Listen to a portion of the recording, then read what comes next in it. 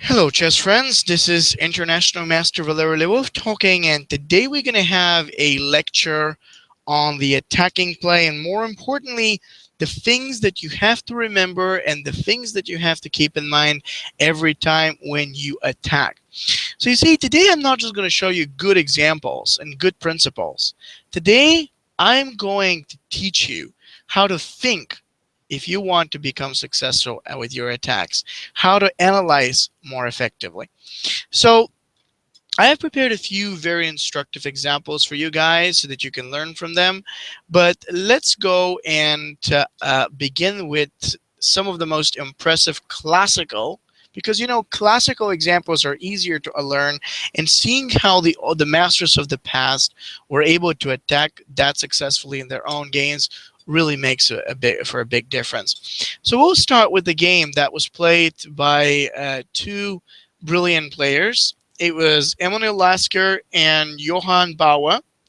This game is probably the most impressive one and has had most influence to me when I was younger and when I was actually studying the subtleties of a successful attack.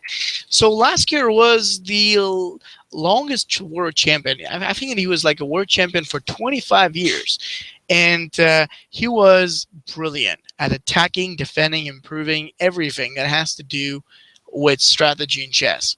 This game played in 1889 in Amsterdam, and he basically started with the move of f4.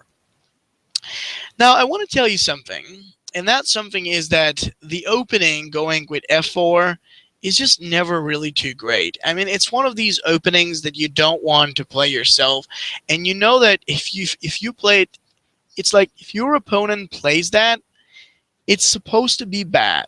Okay, like most chess players think like that. However, I need to mention to you a big thing. f4 could actually provide quite some opportunities to white, and this is an important thinking. That's a valuable idea. Now let's see what is going on actually in the game after after the move of f4. Now, so of course, black plays with the move. Okay, so there's f4, black plays d5, white plays e3. It's a very unorthodox type of system. b3 followed, then there is bishop to the b2, and bishop d3. Now, you've probably heard me say that before, but the most important thing for any kind of attack to be successful is the pawn structure. And I seriously mean that. I mean, if you have a good pawn structure, that's going to help you big time. So right now, what we have are the two bishops of white lined up and piling to the king side. The fact is that black is mostly behind, like with these pieces down, and they're locked down. And okay, there's no attack just yet, but we're setting up for it. So black plays b6. Okay, white does knight f3, bishop to b7, and knight c3. It's interesting to see that white's really taking some time to finish up with his development. And it is in a way very important. You can't make the attack happen. Okay, it's a valuable concept to understand. It just wouldn't work. You have to take enough time to set up, to get what's most necessary in terms of development and pieces and control, and later on you can go for more. So the knight c3, white is setting up and developing very well. Okay, and black did knight bd7, short castles, and black did the same. So because I always want to make these YouTube lectures a little more instructive, I'm going to start by asking some questions. So the first one is, what do you think white should do, or how should he continue right now? Does anybody have a suggestion for me? What would you say white should do now? Now I want you to think carefully. White is doing well. He's got some space. And what do we do next?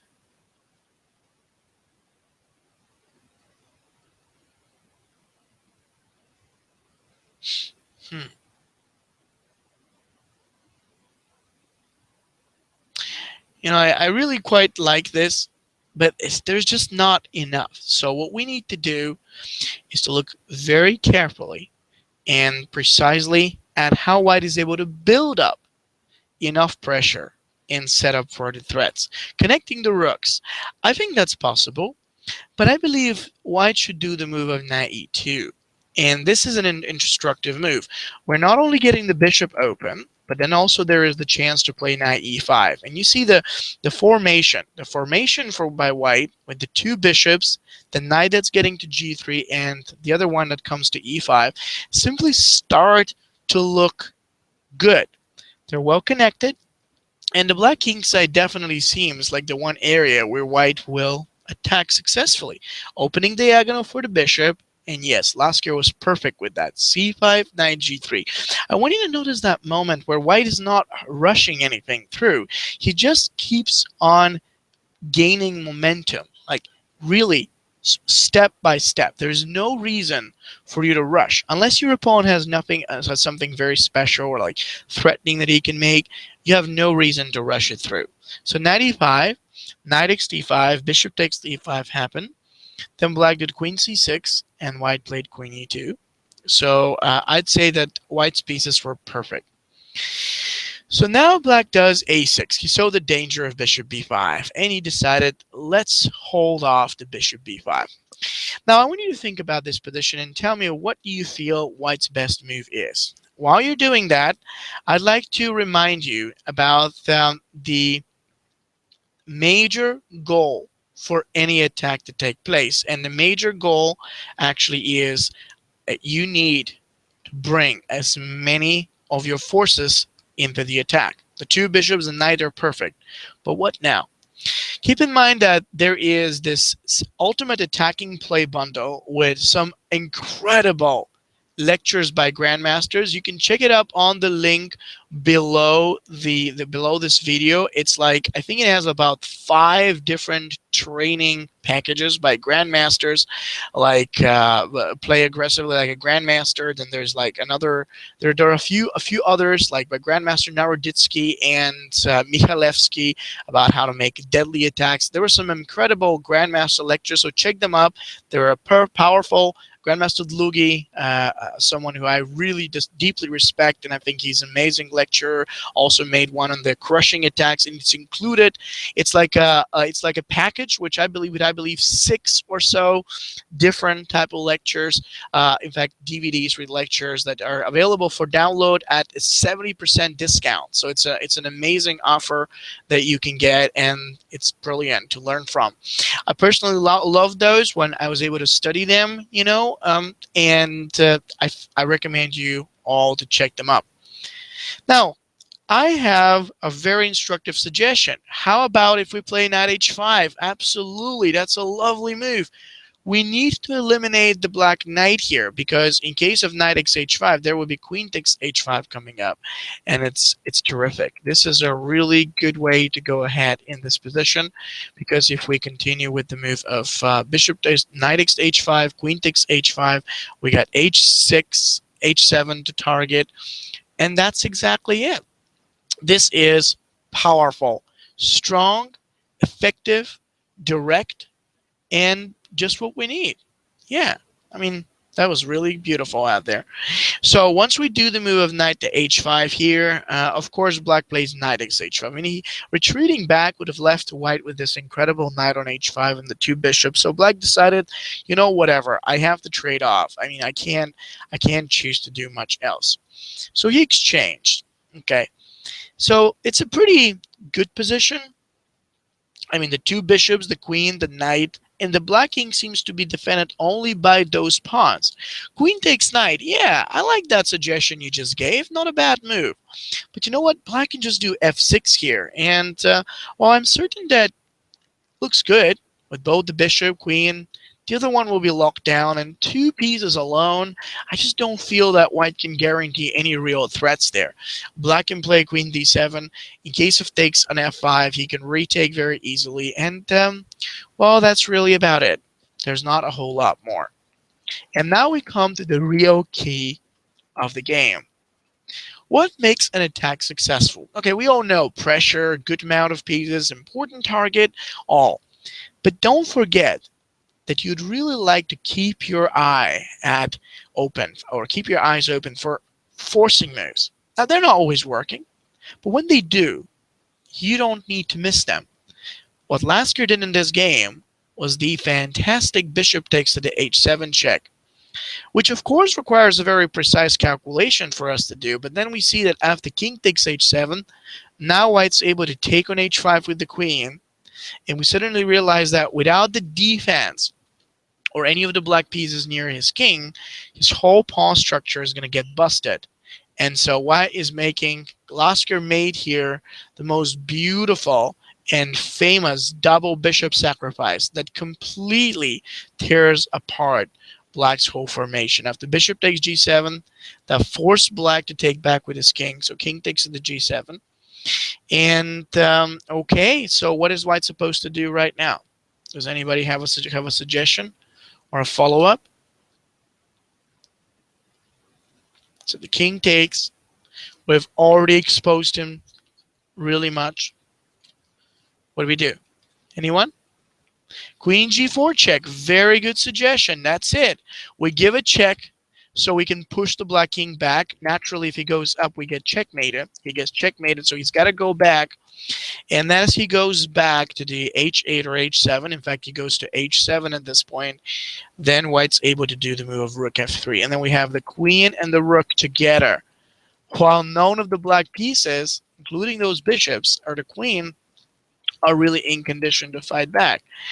It's amazing. See, I don't always tell you that you're going to have a bishop sacrifice 2 or even 2 like that, which will win the game. But I'm just telling you, think about it. Think about those checks, the captures, the threats you can make. And when they work, you would be grateful you didn't miss them. So you see, after bishop takes g7, it's just incredible. Like the whole attack, everything that's coming, black couldn't defend because of queen h8. Now somebody is thinking probably, what if black just played f5 in this moment? Yeah, I mean, what do you think would have happened after f5? Anybody has a suggestion?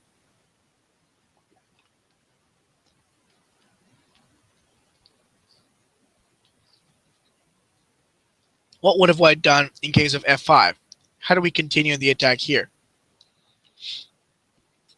Anyone? What's the name of this opening? It's called the bird. Yes, the bird. Queen g6. See, this is the move that anybody will pick because it's so cool. However, remember this. Your attack is only as strong as the opponent's defense is weak. This means if he's got a good defense, like queen e8, your attack is not going to work no matter how it looks. So the strongest attacking moves are the ones that he doesn't have a good response against. Naturally, this one helps. If he tries queen e8 now, we have a check, maybe even queen to the h7. And I'm sure that there are other ways to lead up the attack as well. But yeah, black really saw the danger. And after bishop takes g7, I guess this was probably the best choice. He shouldn't have taken. He took, and the game was basically over after rook f3. It was e5, rook h3. He blocked with his own queen, but then white captured it. And now black only has 2 bishops, which is very insufficient for the queen.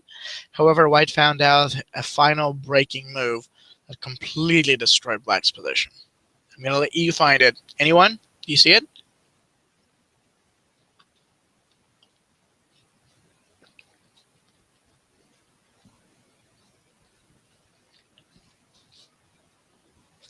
So the black king is exposed.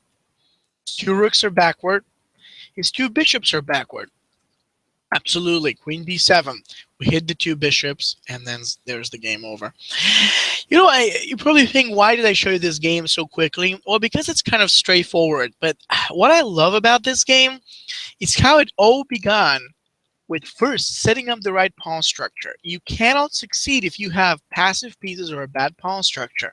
So the pawn structure is tremendous. In this case, white got the knights and the queen and the bishops and the pawns. Then what helped out was the concentration. If you want to succeed, it's not just enough to get active pieces and good pawns. You must also think about the possibility to bring as many pieces as possible onto that area.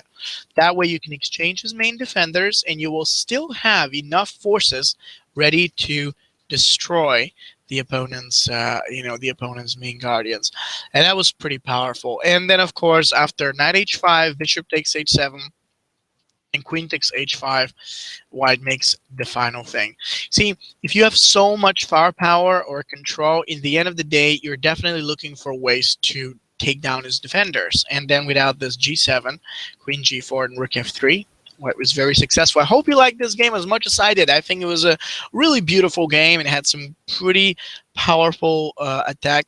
But black ended up with some more pieces. No, he didn't. I mean, when you lost the queen, he loses the bishop, and then he has only one rook, as a matter of fact, for the rook and a bishop for the queen. So, no. Let's talk about another game. Now, this one just shows some of the key, some of the simple elements. But now I want to show you some others, okay?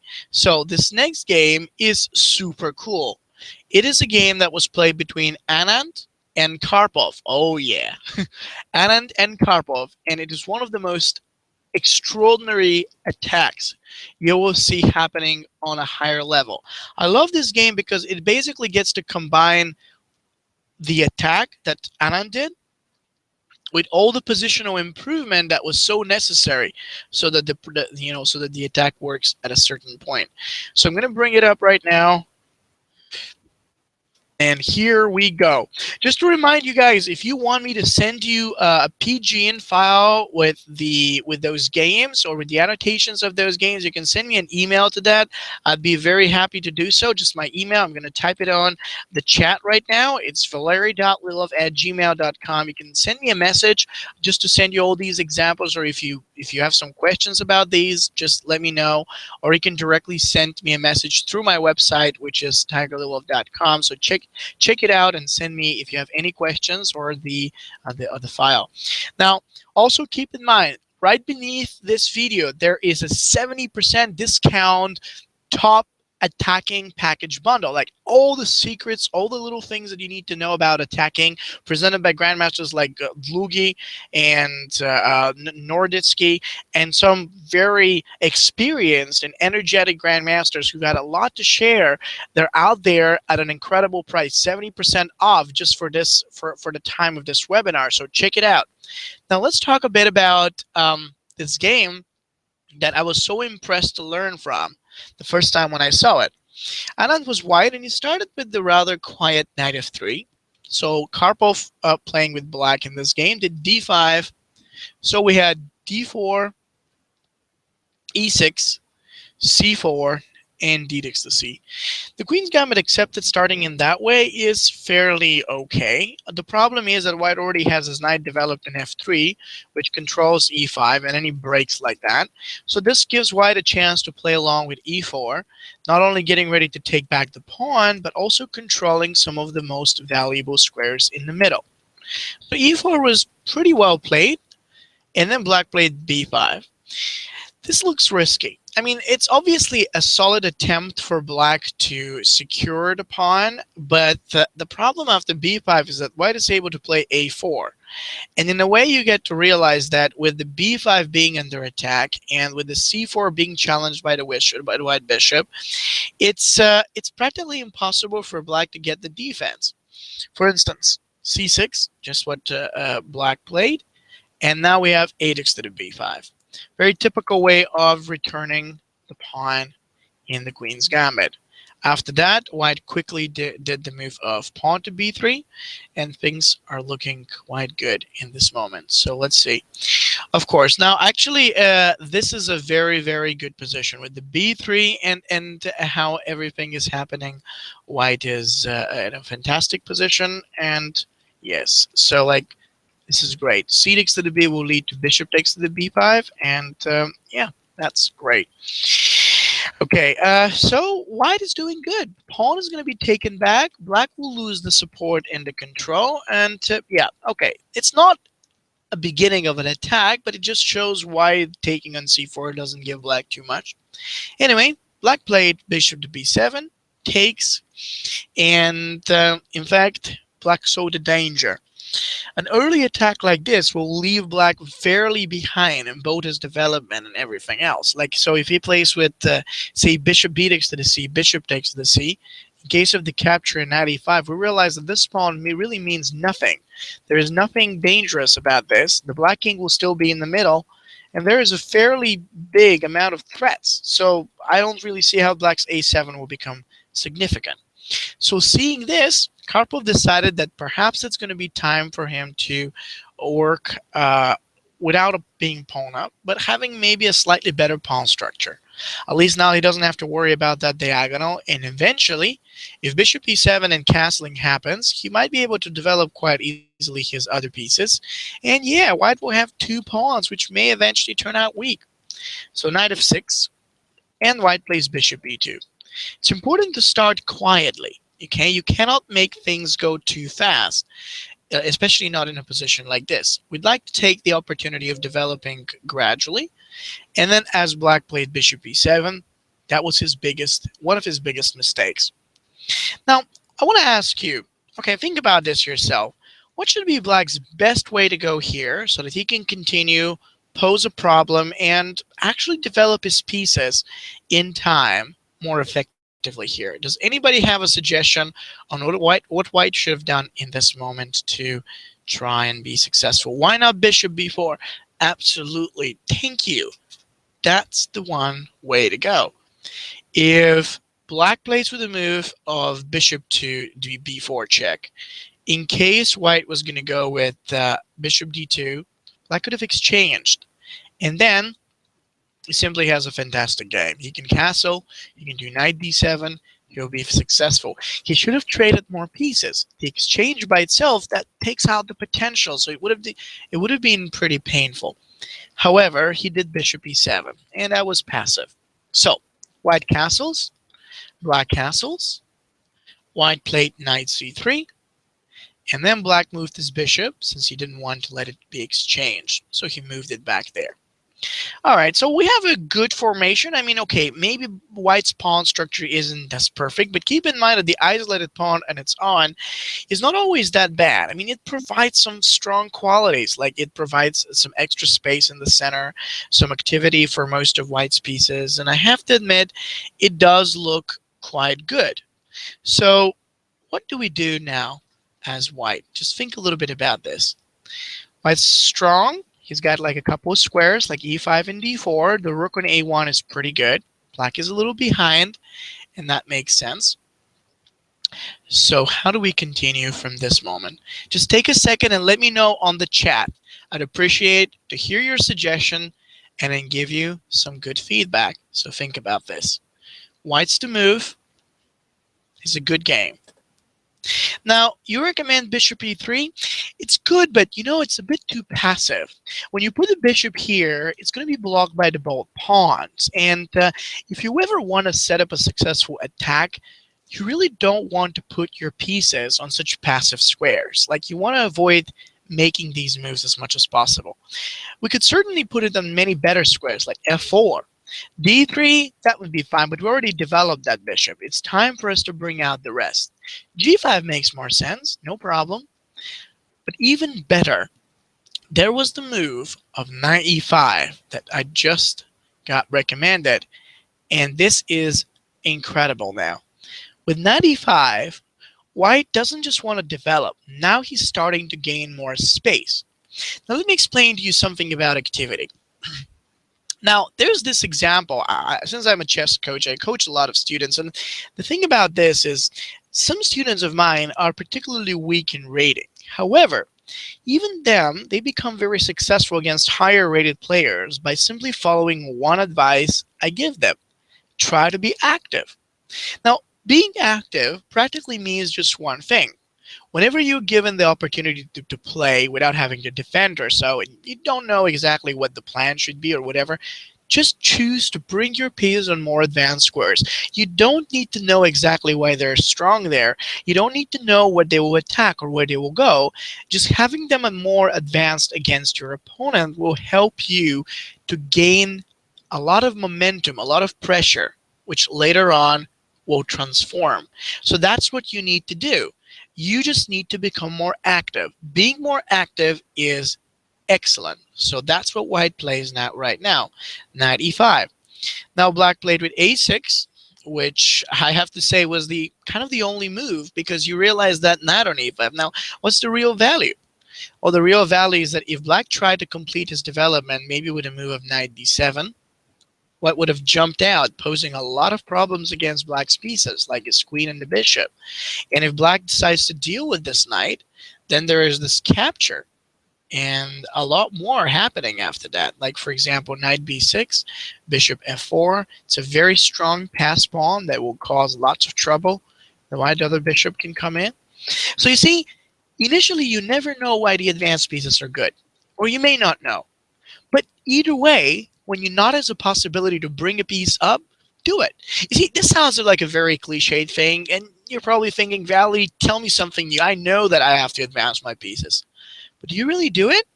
I mean, if you do it, that's great. But if you don't, or if you don't do it enough, think about it.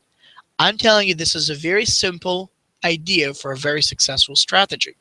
So black sees the danger now, and he plays a6, hoping to just exchange that pawn. So let's see what you guys have to say. The knight's pretty good. The pawn is good too. Black is a little behind or backward. So what would you want to do now as white?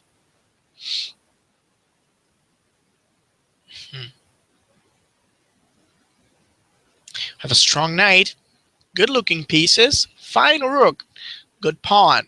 Almost everything is good. But there's something missing. Do you know what makes an attack really successful? Well, I mean, d5 certainly isn't, because in case we do it, then black will capture, so it's not good. f4 is okay, but that doesn't cover the problem. We need to, nope, nobody has figured out the move just yet, so keep looking. What we need to do is to create threats, not just develop. Yes, bishop to f3. Perfect suggestion. If we can create threats that will help us to expand and get ready, now with the black bishop on b7 being the strongest piece, and that at exchange, we'll get the queen out, and it's a very strong start. You can see for yourself right now, after the exchange and the take back, if black plays anything like rook a7, there is just so much more white can do, not to mention this knight c6 and the incredible pass pawn, which, okay, it's not going to promote, but it would definitely tie down many of his pieces. He has a back pawn too, and I think white's really good. But yes, sooner or later, you need to create threats. So black saw the danger, and he figured out that the best resource for him will be to block it. So knight d5, and okay, white obviously has to escape. He wants to do it with a tempo, the capture. Surely black doesn't want to move his bishop from the defense here, so you take took back with the pawn. And now what do we do? You see, this is a critical position for Anand. He has a great knight, much superior bishop, far advanced pawn, and an active rook, but still a lot of his other pieces that really matter are backward, so they can't support the attack. Later, black is intending to exchange the b5 pawn and easily get that knight out, so this becomes a little bit of an issue, a little bit of a problem. So what exactly do you think white should do in this position? Now we're going to talk about the real secret of attacking. Now, before I tell you this, before I give you any hints, I'd like to hear your suggestions. Queen b3 will lead just to a simple exchange, so it's not that. There's something special. But while we talk about that, I'd like to tell you, see, something interesting about attacking chess is that it's never about, you see, just one thing. It's about a combination of ideas you can follow that will help you to break the opponent at the right moment. It's about development. It's about structure. It's about activity, like having your pieces more advanced, as I mentioned. It's about making sure you pressure him and create threats. And more importantly, it is about maintaining the pressure. Now, nobody has yet figured out the right move, even though queen d3 and moves like, you know, bishop a3 will be fine. Black can still do a-takes to the b and exchange many pieces.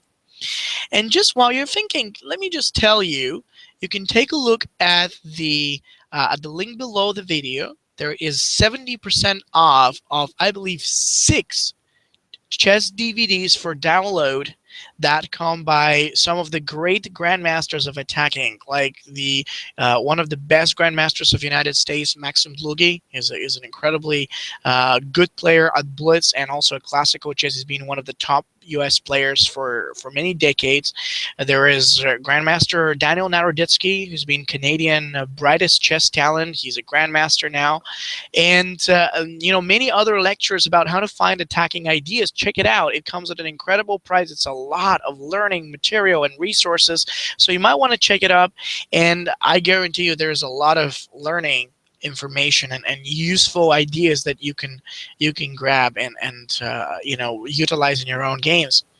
So let's see. Did anybody? No, I can see you're all suggesting good things, but there is a problem. None of these moves are going to cause black issues. Queen b3, no, you take. So what do we need? Think about that. The secret of being successful lies within the idea of creating more threats, and if we can't, just put more tension. What white did was rook b1 now, and I think it was incredible. If black takes on b5, we're ready to recapture, therefore attacking both his bishop and the pawn. And what's great about it is that he can't defend them that easily, because if he moves the bishop, we take that pawn. If he moves the queen, we still take that pawn. And it was great. Rook b1 does not do anything special, but it just keeps the pressure on. And so black can't easily take there. If black played f6 to drive away the knight, probably that would have been one of his best choices. But you see, that doesn't really resolve the problem. After the exchange, rook takes to b, bishop c6. White can still make a move like queen b3, and you understand that the attack on the d5 still goes. White can take on d5 and take on the a8 next move, so he'd be winning a pawn. It was powerful. So Karpov saw the danger, and he decided, you know what? I just can't stand that. I have to play queen b6. Let's get rid of that b5 and possibly attack d4. So it was a smart decision. And what white did next was amazing. Like, this was probably the strongest move in the whole game. And I mean, like, okay, sorry, not he played a queen b6 like that. If he did it with f6 and then queen b6, it wouldn't have worked out that well, because I mean, white has queen knight f4. He will attack here. So now he played queen b6 before this, so that white can't attack. So remember, what we need is to keep the pressure on the line. Well, this is what we need to do. Now, one of you asked, why is bishop h6 not good? Because black would take it, and then there's nothing coming out of it. So he would take it with the pawn, move the king back, and that's it. No. And see, sacrifices come very late in the attack, when we really feel ready, when we really have something to do it for. So white knew this is still not the right time for any sacrifice to happen. What we got to do is, yes, keep the tension. Is queen e2 good? Not bad, yes, but then black can capture d4, I think, and that's not too good. See, white played a different move. He played bishop e2. Pretty small, awesome move. Now white is able to protect b5 again. He's ready to swing that bishop towards d3, and he's just keeping the potential of the attack. If you can keep the momentum, sooner or later, you will find a way to continue it very effectively. But you've got to keep the momentum, and this is the most powerful thing of all. Black moves the queen back. We do bishop f4, bishop to the d6, and then bishop to d3. You see? It's not the threats that help white, because threats are really not available right now. It's the momentum that he's keeping. It's all these pieces together that really work with one another. Bishop a6. And at this moment, black is intending to just exchange. I mean, the most effective way on how somebody can deal with an attack is to trade. You see, black's intention is to exchange the light square bishop, drive away the knight, and make things right. This looks pretty good, I have to say. So what exactly are we going to do right now? Now, just to tell you, oftentimes you have to calculate. You see, it's not enough just to follow a general intuitive concept, like I got to be thinking about that, or I should do this. Sometimes you need to very carefully calculate. Like queen h5 is nice, but then you play g6. So I don't know. It just doesn't look too good. Can we do queen c2? For sure, but then if he trades it, then what's going to happen? Now, one of you asked, aren't the opening principles being broken here? Because we must look for development before any attack, right? Yes. There are two phases of the opening development in particular. There's an early opening and there's late opening. In the early opening, we're looking to bring out our pieces as fast as possible and as advanced as possible. However, once we finish the half of our development, like we've developed 4 or 5 of our pieces, we start thinking about the late opening stage. And in late opening, we care a lot more about bringing our pieces, the rest of our pieces, on purpose, like making sure we connect that to our middle game. This is why White allowed himself to make some moves like 95 and a few others.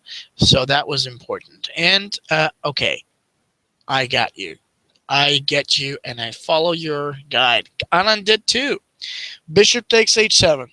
You know, in the press center, everybody expected rook takes d5, but you see, this move was commented by Vladimir Kramnik, who said brilliant sacrifice, which was just underestimated by Karpov. And I think this is really great. Check, takes, check, black's king goes back, and now White plays rook b3. The point behind this is that White is now ready to connect his rook and the queen together. And now while Black is definitely given a tempo, we realize how every single one of his pieces is so much backward that they're not really in condition to fight back. And for this reason, I want to give you the secret of the attack is to look at the forcing moves and do them when you have to. This is like one of the key points that you have to remember and keep on top of your mind whenever you start an attack. That's what a lot of these grandmasters you see. Once again, I'm very impressed by the bundle that I was telling you about. If you check it out, it's below this video. It's offered at a great price for a 70% off. So it's basically just for nothing, and you can take a look at it. It's a lot of the grandmasters out there usually mention the ideas that like forcing moves like checks, captures, and direct threats are being very successful when you consider them at any move, because when they may not happen on 4 out of 5 moves, but when on the 5th move you have a good forcing move, it may turn out to be winning. So that's a very good advice. And now we see the danger. Rook h3 is coming. If Black tries f6, most likely White will do, you see, rook c1 to drive the Black queen away, including his rook. Knight g6 will be terrific. And there's just so much. Queen h8 is amazing. So the rook can fall. Maybe White can even connect his rooks tremendously. And then there's a check. There's a rook c7. There's the bishop that's hanging. And, well, I mean, I don't really know what Black will do. This is awful. So seeing the danger here for Black, he actually decided to advance in another way. He decided, okay, let's trade. Let's exchange pieces. And that was smart. But White didn't deviate. And oh yes, one more thing. No matter what's happening, you have to make sure you stick to your plan. Sticking with the plan is the best of all ideas. With rook h3 available, White's creating the checkmating threat of queen h7. And on its own, the moment Black plays with f6, White's able to play d6 to the e5. So now we have queen h7 and e6 coming up very quickly. Black's queen has to move. And then White plays queen h7 check, king f7, and then there's rook g3. The queen, the rook, the pawn, and pretty much every single piece is now well involved and in line with our attack. Black's king had to move out of the way, and then when he did, White captured. Now you may be wondering, why didn't Black defend with rook g8? Wouldn't have that helped? I think it would have, but then the truth is, after the check from here and takes, White's got bishop d6 check, so Black's king has nowhere to escape. I want you to check this very carefully. White is attacking with 3 pieces, Black is defending with 2. But as we know, the attacking pieces are 2 to 3 times faster than defending pieces, and that adds a lot more value to all the threats, so we can understand why White Black is completely unable to stop them. So after rook g3 he run, then White captured the g7 pawn, queen e6, And then there was edicts f6. And I mean, look at this. Black is a piece up, but he's actually 3 pieces down. Every single one of his queenside pieces is completely unable to get involved and support the king. And so that makes for a big difference. We have the edicts f, we have the check on e7, that would definitely happen. And yeah, well, I mean, queen takes f6 doesn't work due to rook e1. Rook takes f6 too doesn't work. What did you do was actually knight c6. I mean, this, for example, if we take on rook takes f, white would have just moved bishop g5. The beauty of this is how white's pieces are really working together. It's not just one piece kind of trying to mess up. It's all of them helping one another. So black tries knight c6. And as he did, white played rook a1. I will never forget when my chess trainer, my dad actually, who was always training me chess, used to tell me about how important it is that every piece gets involved. And then he used to tell me this Grandmaster Zigberstaris concept, who used to say, if one piece stays badly, the whole game is bad.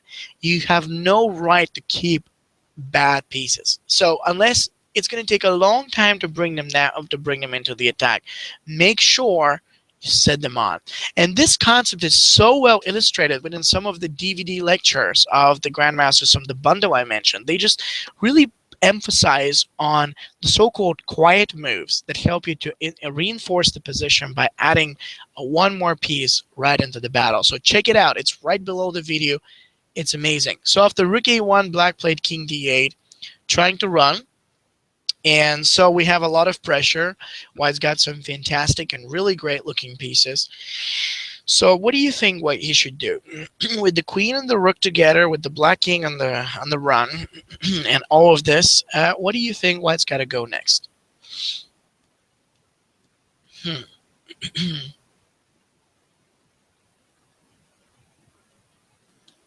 So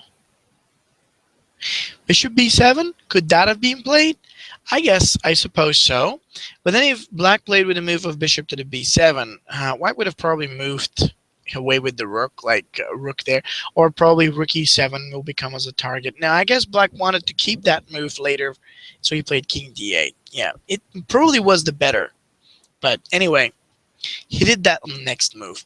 So what should white do next? You see, when we start attacking, I mean, most chess players who ever begin an attack forget.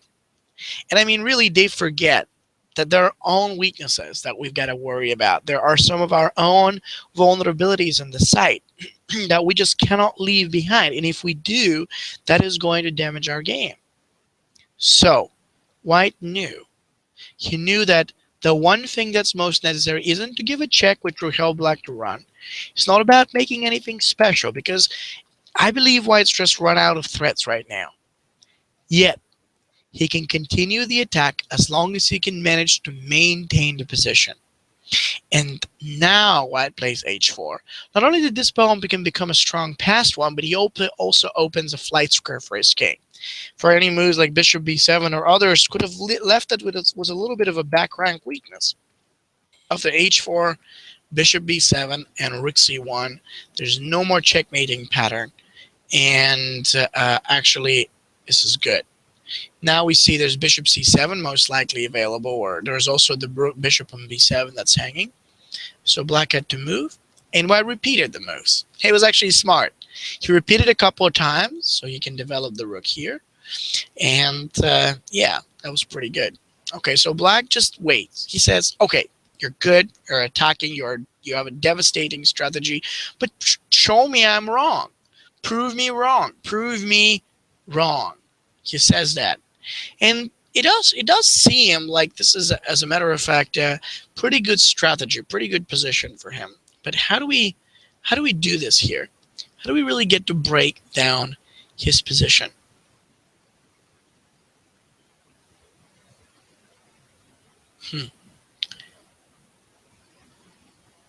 I have to say, this is beautiful. I mean, like the whole structure, the whole position, like the way and how white made it, it was fantastic. But how do we carry on from here? What do we do now? Does anybody have a suggestion?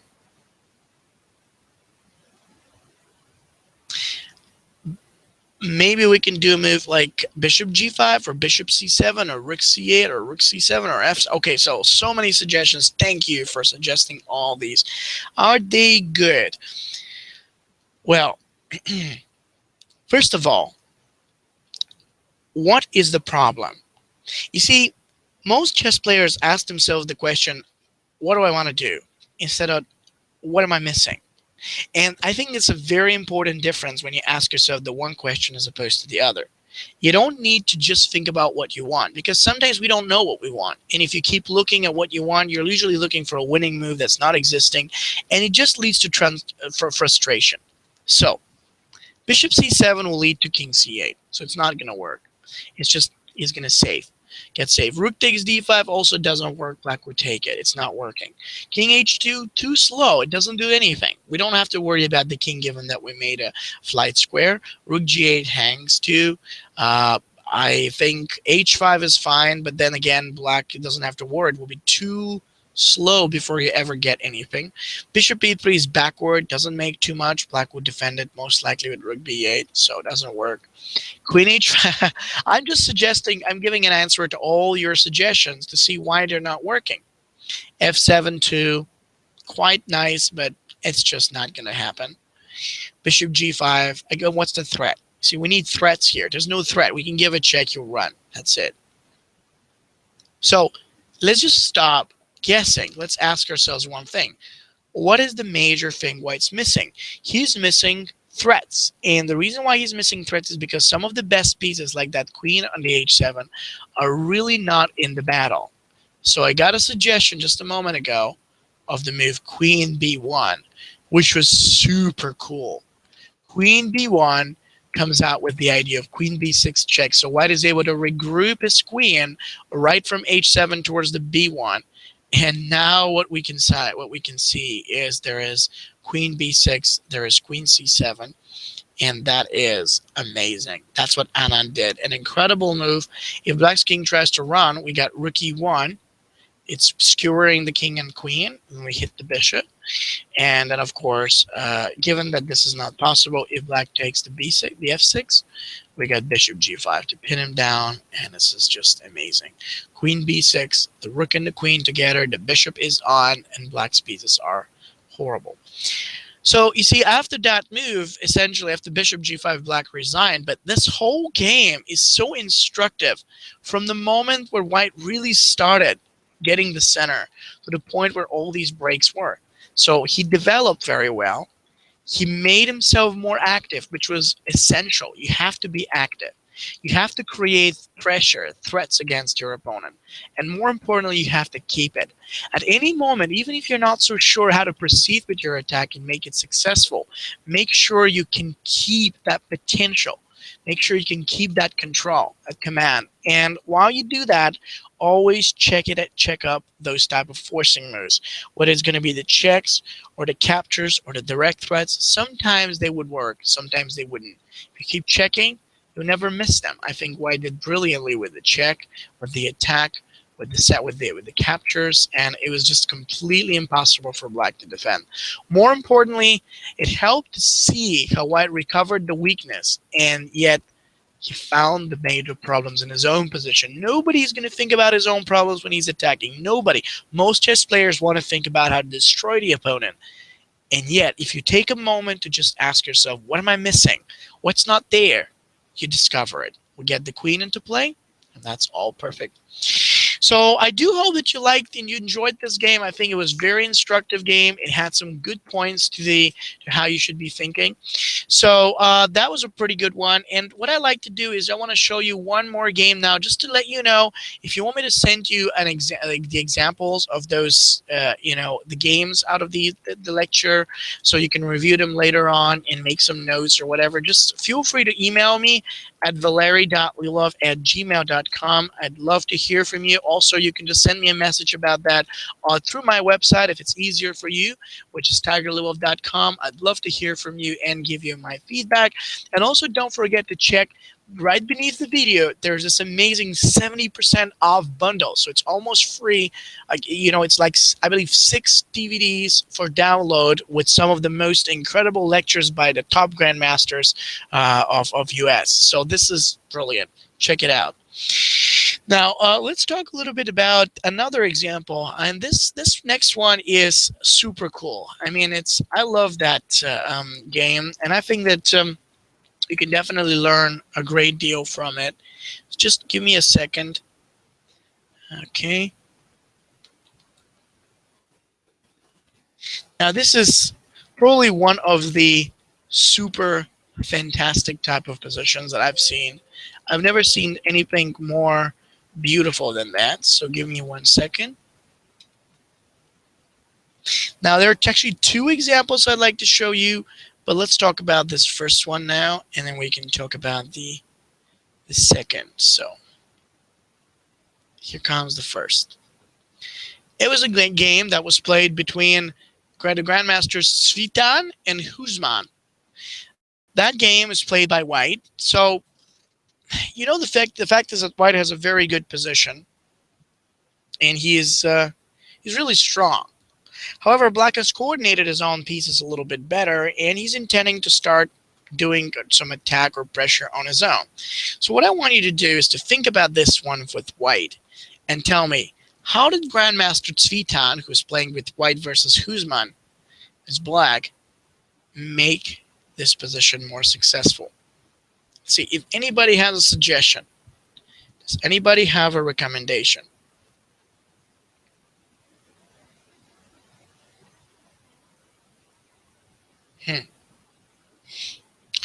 Rook takes e4. Yeah. See, this one is a fine move that Black is definitely intending to follow. This is what he would like to do. So I don't think that we can do this just now. The key, though, is to look for threats. So you see, threats are the best thing we can ever get. If we have more threats, things are going to work. Knight takes d6, not a bad idea, but Black would just capture, so there's not a whole lot going with that. We can do knight f6, but then Black will just take it. So it's nothing again. Now, as I mentioned earlier, the secret of a successful attack lies within the threats we can create. Everything has to do with threats. Are we White or Black? You're thinking from White's side. It's definitely White to move right now. So it's White. Queen c3, sure, but then Black can do queen e5 check. He'll exchange and he'll feel good about it. So we can't do that. Can we take g7?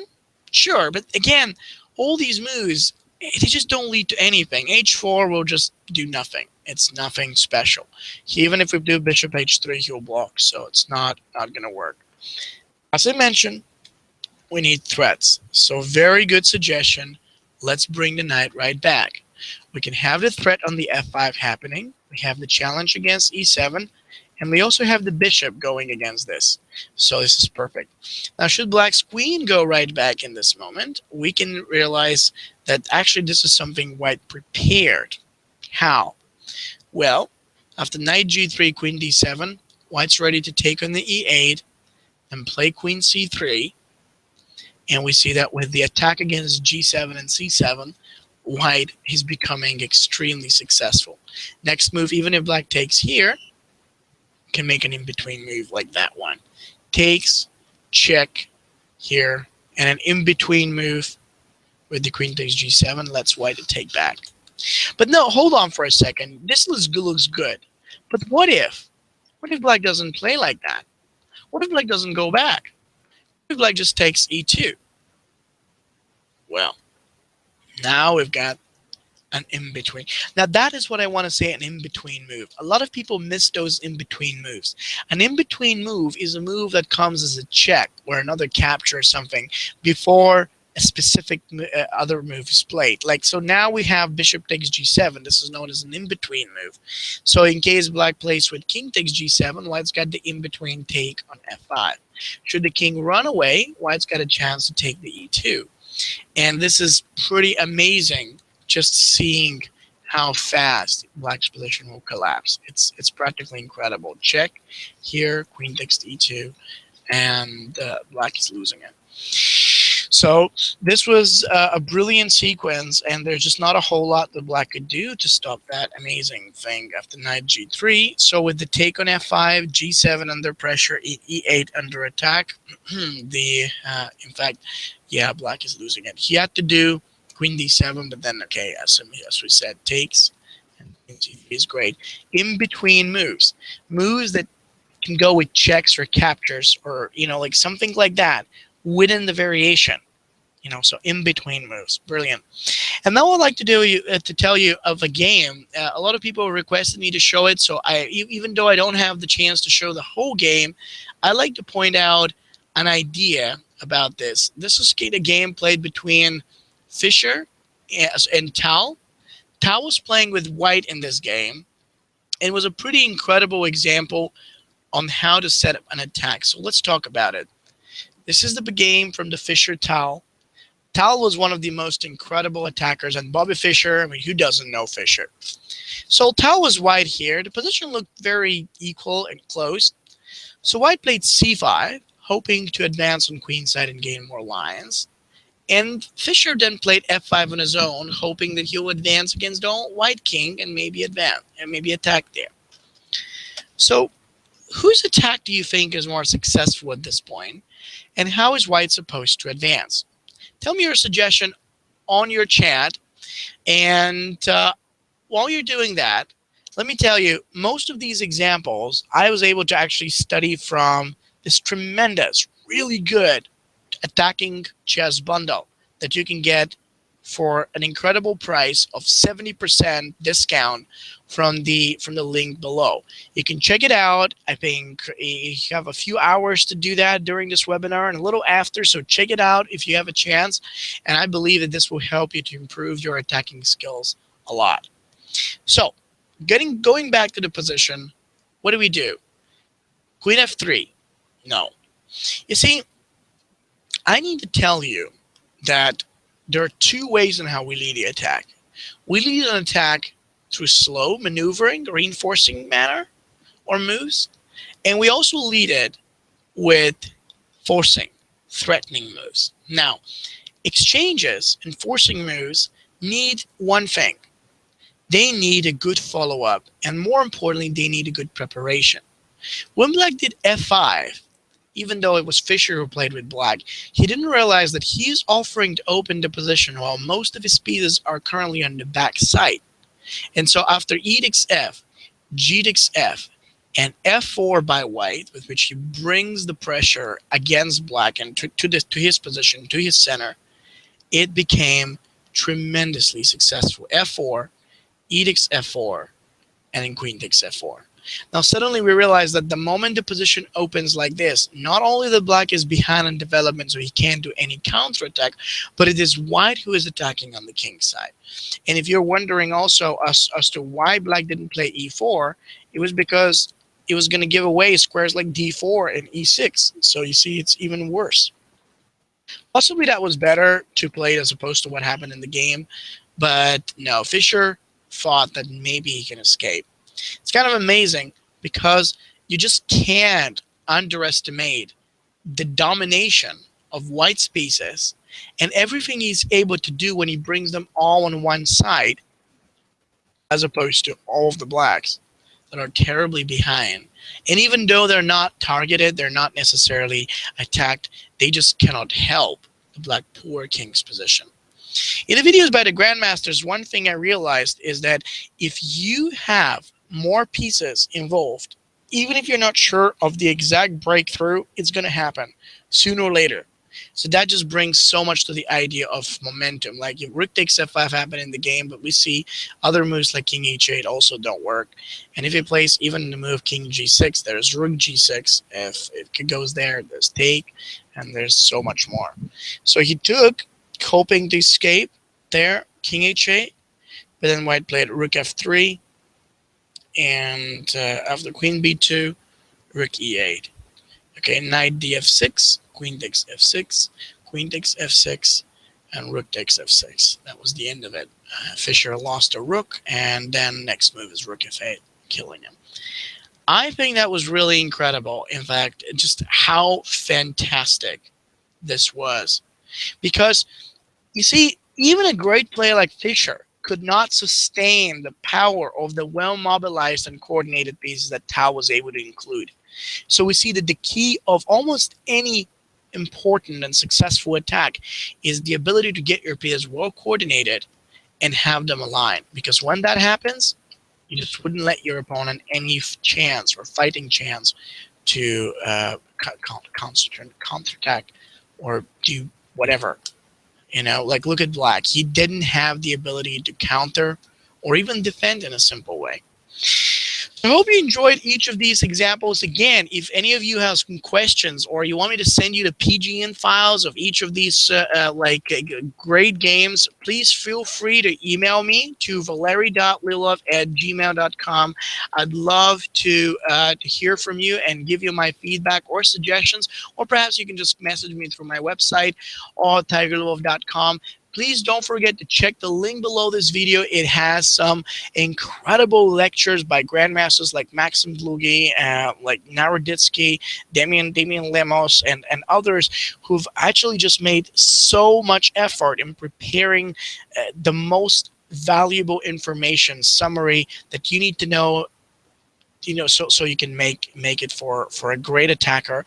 Keep in mind, it's for 70% off just for a few hours, so you get your chance to grab that package now and learn from it. I personally love these videos because they have so much, like insight on how attacking work, and on the contrary, how attacking doesn't work, what, when we have to make breakthroughs, how to sacrifice, how to decide whether to prepare and go, or perhaps go a little more forcingly. So check that out. It's right below the video.